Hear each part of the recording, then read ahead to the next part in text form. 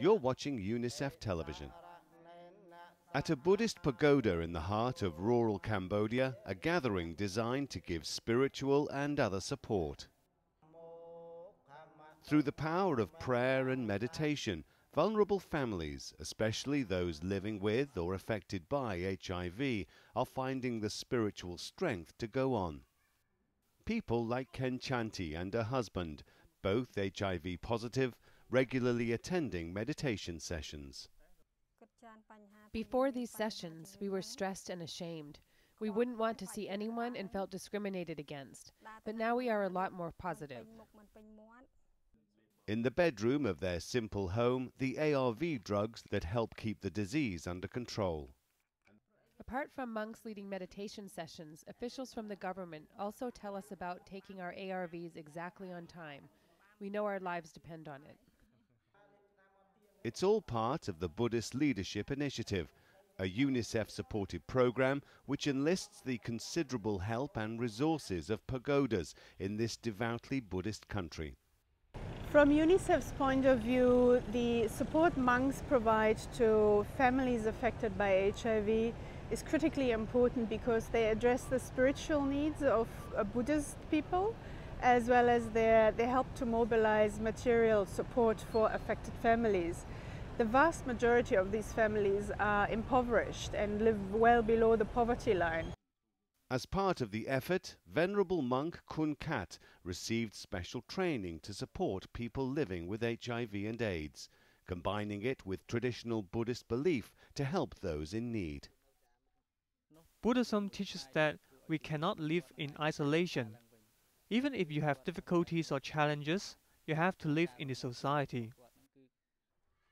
On this day, Kun Kat is visiting a neighbouring pagoda where children are meeting.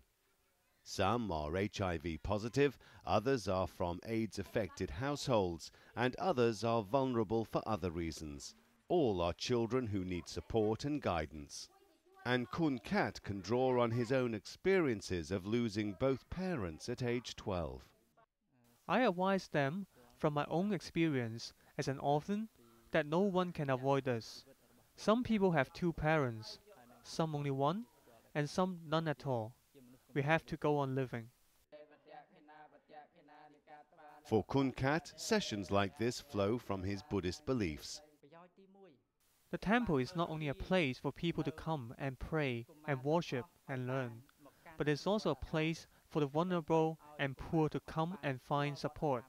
Monks are part of the community. At the end of these meetings, material help such as money, educational materials and hygiene products are handed out which help children both spiritually and materially to continue their education.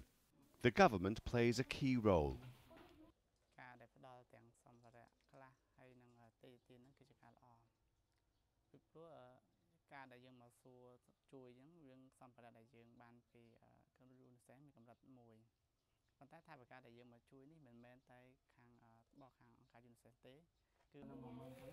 As the meeting ends, the children leave with valuable lessons to share with their communities. I pass on what I have learned from here to my brother and sister and also my neighbors.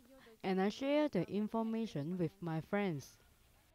Taking their teachings to people's homes is a valuable part of the monks' work. Cheng Sophia has received particular help from Kun Kat for a number of years. She was diagnosed with HIV in 2002 and her husband died of AIDS in 2003. Cheng Sophia is bringing up their son on her own. Sophia has had a lot of challenges in her life, but after attending the meditation exercises, we have advised her and others how to live and how to carry on. A life that is hard but just about bearable. Sophia makes a living from the small recycling business she runs in her neighborhood. It is not a good job, but I have no choice, and it means we can get some money to support us. What is more, through the help of meditation, she has learned to cope with her anger.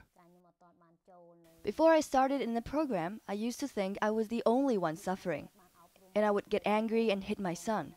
but the program has helped me carry on with my life.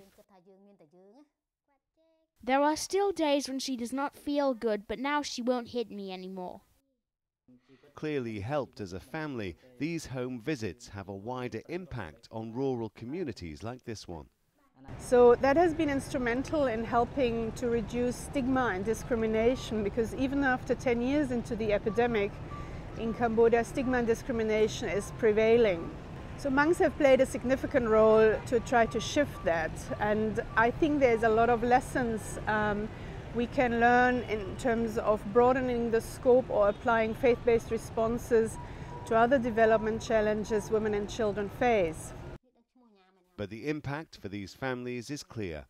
Early exposure to his mother's life of medical tests and strict drug regimens has made Sophia's son want to become a medical assistant. Chanti's daughter, Pech, has the same ambition. I'd like to be a nurse or maybe even a doctor. So when my parents get sick, I will be able to help them. While the future is uncertain, support for communities from local monks is replacing ignorance and fear, gives families tools to rebuild their lives, and builds on the ability of monks to influence social norms that the rights of all children are protected and respected. For more information, go to unicef.org. Unite for Children.